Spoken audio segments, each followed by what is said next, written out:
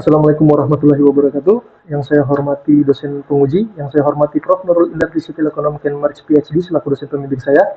Perkenalkan, nama saya Lode Muhammad Fadli Tamare. Saya mahasiswa Magister Manajemen Kampus Yogyakarta, angkatan 79 konsentrasi entrepreneurship. Pada kesempatan kali ini, perkenalkan saya mempresentasikan hasil tesis saya yang berjudul Rancangan Model Bisnis Pengolahan Limbah Kelapa Tua menjadi Serat Serabut Coco Fiber berbasis pemberdayaan masyarakat di Kabupaten Buton Utara, Sulawesi Tenggara. Dilihat dari lingkungan eksternal, terdapat tiga aspek yang melatar belakangi tesis ini. Yang pertama, aspek pertumbuhan produksi kelapa di Indonesia, aspek permintaan pasar, dan juga aspek produksi kelapa di Kabupaten Utara dan pemanfaatannya. Jika dilihat dari aspek pertumbuhan produksi kelapa di Indonesia, berdasarkan data yang diterbitkan oleh Platform Strategic Relationship Management atau SRM, produksi kelapa di Indonesia mengalami peningkatan sebesar 2,85 juta ton. Namun jumlah produksi kelapa yang tinggi di Indonesia hanya digunakan untuk memenuhi kebutuhan di luar negeri. Di sisi lain, terdapat kenaikan pada industri non-migas sebesar 25,28% atau setara dengan 102 miliar US dollar yang didorong oleh beberapa industri seperti industri pengolahan makanan, logam dasar, kulit, dan alas kaki. Dari beberapa industri yang disebutkan, industri pengolahan kelapa masih memiliki kontribusi yang kecil. Selain itu, dibandingkan dengan negara tetangga seperti Filipina, Indonesia masih tertinggal jauh dalam pengolahan kelapa yang mana Filipina sudah masuk ke tahap industri hilir seperti coconut methyl ester, coconut cream, dan lain-lain. Kemudian jika dilihat dari aspek permintaan pasar, berdasarkan data dari Dedo Research 2022, melaporkan bahwa konsumsi air kelapa secara global memegang pangsa pasar sebesar 60% berdasarkan segmentasi jenisnya. Selain dari air kelapa yang banyak diminati di pasar internasional, ada beberapa produk turunan lainnya seperti coco fiber dan coco seed yang diminati di beberapa negara seperti Tiongkok, Jepang, Korea Selatan, Amerika Serikat, dan Eropa. Menurut Kepala Balai Karantina Kota Kendari dilansir dari antarnews.com 2020 menyampaikan bahwa selama 2020 ada beberapa komoditas di Sulawesi Tenggara yang memiliki potensi ekspor yang baik seperti minyak nilam, kelapa bulat, kopra, tepung kelapa, dan kakao. Dan dilihat dari aspek produksi kelapa Kabupaten Buton Utara dan pemanfaatannya, Kabupaten Buton Utara merupakan salah satu kabupaten penghasil kelapa terbesar di Sulawesi Tenggara. Sebagai daerah yang menghasilkan kelapa dengan jumlah besar, harusnya Kabupaten Buton Utara dapat mengoptimalkan keseluruhan turunan kelapa termasuk kulit kelapanya. Namun kenyataannya di Kabupaten Buton Utara kulit kelapa dibuang begitu saja atau hanya dijadikan alternatif bahan bakar. Selain itu, berdasarkan informasi yang dari Kepala Balai Karantina Kota Kendari yang sudah disebutkan di atas, yang menunjukkan bahwa dari beberapa pengolahan kelapa, pengolahan limbah kulit kelapa di Sulawesi Tenggara itu belum dioptimalkan dengan baik. Di sisi lain, di Sulawesi Tenggara sendiri baru ada satu perusahaan yang mengelola kulit kelapa yang bernama PT Wida Indocoir Prima. Dan juga dilihat dari lingkungan internal, PT Kokode atau perusahaan yang akan dibangun ini adalah perusahaan pengolahan limbah kulit kelapa menjadi serat serabut coco fiber berbasis pemberdayaan masyarakat, di mana perusahaan ini memiliki lokasi yang strategis yang akan didirikan di Kabupaten Buton Utara, terletak dekat dengan Pelabuhan Muat, memiliki lahan yang memadai, berdekatan dengan beberapa kabupaten yang memiliki produksi kelapa yang cukup tinggi, sehingga dapat menunjang kontinuitas dari produksi perusahaan ke depannya. Perusahaan ini atau PT Kokori ini juga akan bermitra dengan Dinas Pertanian Kabupaten Buton Utara serta pengepul kelapa di Kabupaten Buton Utara.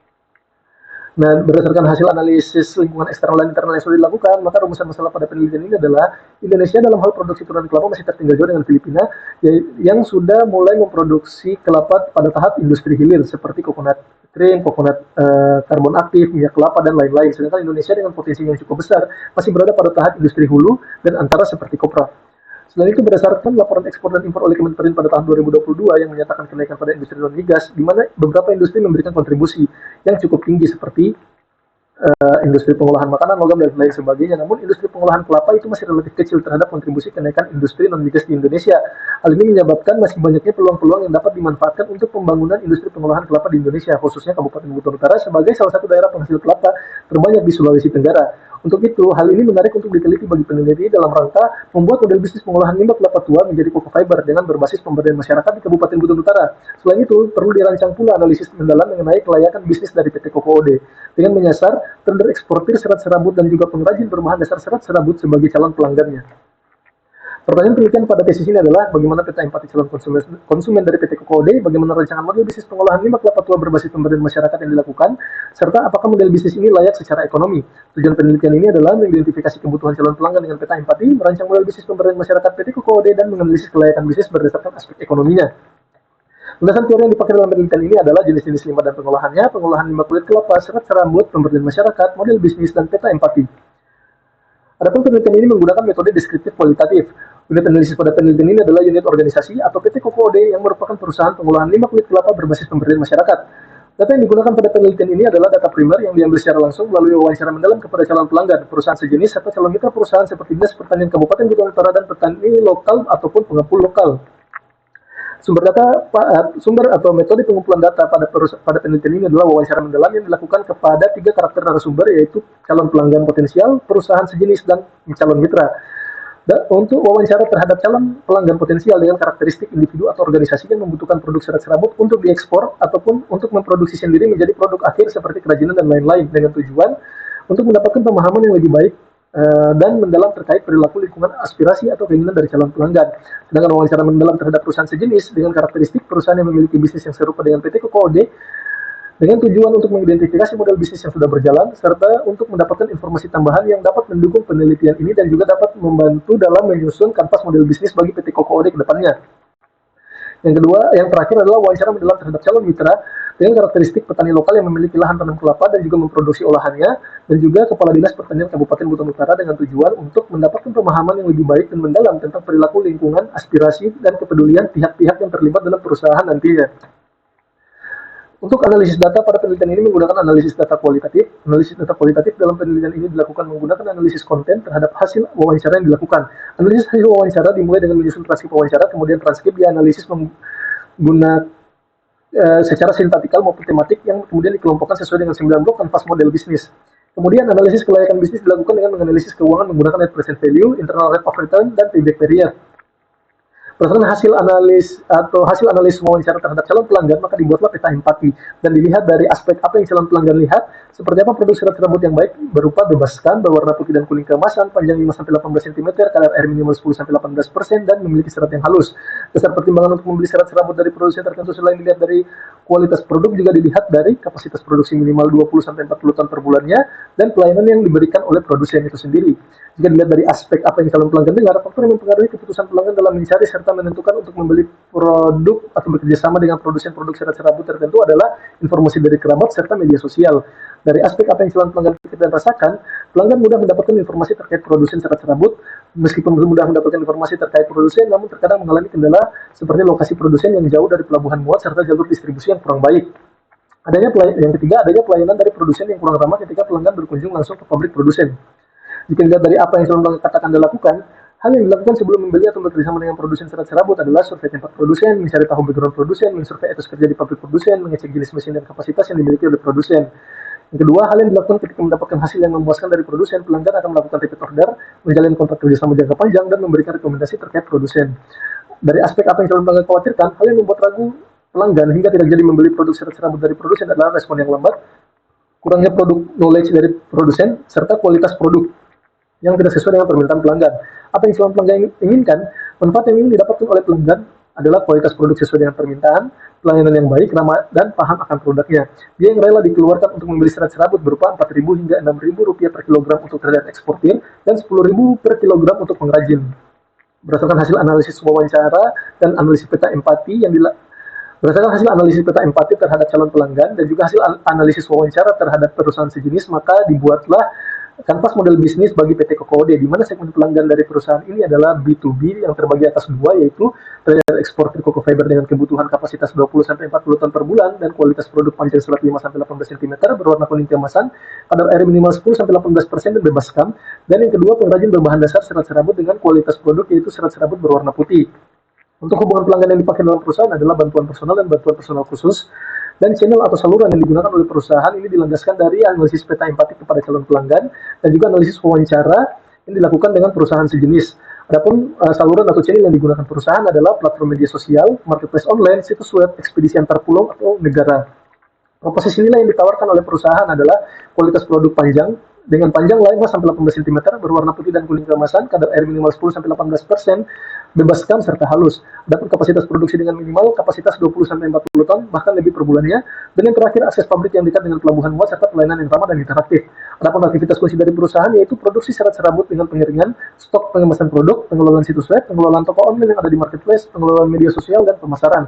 Sumber daya utama dari perusahaan adalah pabrik, gudang, mesin pengolah, timbangan, pengolah sabut kelapa, serta staf pelayanan pelanggan. Mitra kunci dari perusahaan adalah Dinas Pertanian Kabupaten Buton Utara, pemasok bahan baku kulit kelapa, penyedia jasa ekspedisi, perusahaan teknologi finansial, masyarakat sekitar khususnya perempuan atau ibu-ibu. Adapun struktur biaya dari perusahaan adalah biaya operasional dan biaya produksi. Untuk arus pendapatan yang dimiliki oleh perusahaan berupa penjualan produk serat serabut sebagai produk utama dan penjualan produk serbuk serabut atau kokopit yang didapatkan dari sisa hasil produksi serat serabut atau cocoa fiber sebagai side produknya. Nah, untuk menganalisis kelayakan finansial dari PT KOOD, penelitian ini menggunakan perhitungan net present value (NPV), internal rate of return (IRR), dan payback period. Berdasarkan proyeksi arus kas yang telah dibuat juga pada penelitian ini, diperkirakan pendapatan akan mengalami peningkatan sebesar 5,80% yang didasarkan pada peningkatan nilai pada ekspor non-migas, khususnya pada industri pengolahan di Indonesia. Jika dilihat dari hasil analisis bahwa NPV dari perusahaan yaitu 963.538.795, IRR dari perusahaan adalah 258% atau melebihi dari 100%, dan payback period dari perusahaan adalah 1 tahun, di mana IRR dari perusahaan melebihi 100% disebabkan karena perusahaan bekerjasama dengan Dinas Pertanian Kabupaten Buton Utara, di mana Dinas Pertanian Kabupaten Buton Utara menyediakan infrastruktur baik dari pabrik, gudang, mesin, dan perusahaan hanya berfokus terhadap produksi dan pemasaran saja, sehingga dia investasi awal dari perusahaan itu sendiri tidak terlalu besar. Dan jika dilihat dari payback periodnya, dalam 1 tahun produksi, perusahaan dapat mengembalikan modal awal itu. Sehingga secara keseluruhan dari analisis kelayakan finansial, bisnis model PT KOOD ini layak untuk dijalankan. Dan berikutnya adalah rencana aksi. Terdapat 3 tahapan pada rencana aksi, yaitu tahap persiapan, tahap pelaksanaan, dan tahap evaluasi. Tahap persiapan akan dilakukan sejak Desember 2023 hingga akhir Desember 2024, dan tahap pelaksanaan akan dilakukan pada Januari 2025. Serta tahap evaluasi akan dilakukan setiap 3 bulan sekali. Berikut adalah tugas dan tanggung jawab dari masing-masing pegawai atau orang yang bekerja dalam PT KOOD. Yang pertama adalah pemilik, itu bertugas sebagai menentukan strategi jalannya perusahaan, mengelola hubungan baik dengan mitra kunci perusahaan dan juga pemerintah setempat, mengelola keuangan perusahaan, mengelola sumber daya manusia, mengelola risiko yang mungkin timbul, menentukan target perusahaan termasuk strategi pemasaran dan penjualan. Untuk pekerja atau pengolah kulit kelapa, itu tugasnya adalah mengelola proses pemisahan kulit kelapa dengan serat serabut, melakukan proses pengeringan pada hasil produksi serat serabut, mengumpulkan serat serabut dari hasil produksi serat serabut, melakukan pengklasifikasian produk serat serabut yang berwarna kuning keemasan dan berwarna putih, melakukan proses packaging pada hasil produksi serat serabut. Untuk staf pelayanan online yang dimiliki perusahaan, tugasnya adalah mengelola sosial media perusahaan, mengelola toko online perusahaan, mengelola situs web perusahaan, menindaklanjuti pemesanan pada masing-masing saluran di atas. Untuk staf pelayanan online bertugas untuk berfokus pada pelayanan pelanggan yang datang atau membeli langsung dari tempat pengolahan. Yang terakhir adalah editor konten sosial media, di mana tugasnya adalah berfokus menciptakan konten video singkat yang memperkenalkan perusahaan melalui media sosial, mengelola salah satu saluran media sosial milik perusahaan seperti YouTube, TikTok sebagai salah satu alat dalam marketing funnel perusahaan ke depannya.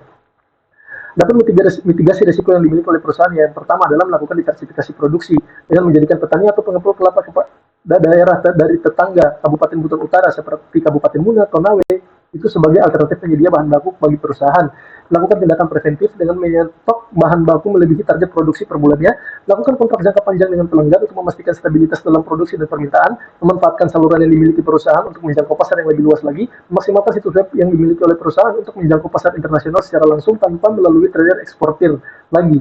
Bergabung ke dalam platform seperti bisaekspor.com, goforworldbusiness.com, dan eksportika.com, melakukan manajemen keuangan yang baik dengan menyediakan dana darurat, serta yang terakhir adalah bergabung dengan Asosiasi Industri Sabut Kelapa Indonesia atau AISKI untuk dapat menjalin kerjasama dengan pengusaha lainnya di dalam industri yang sama. Itu saja presentasi singkat dari tesis saya.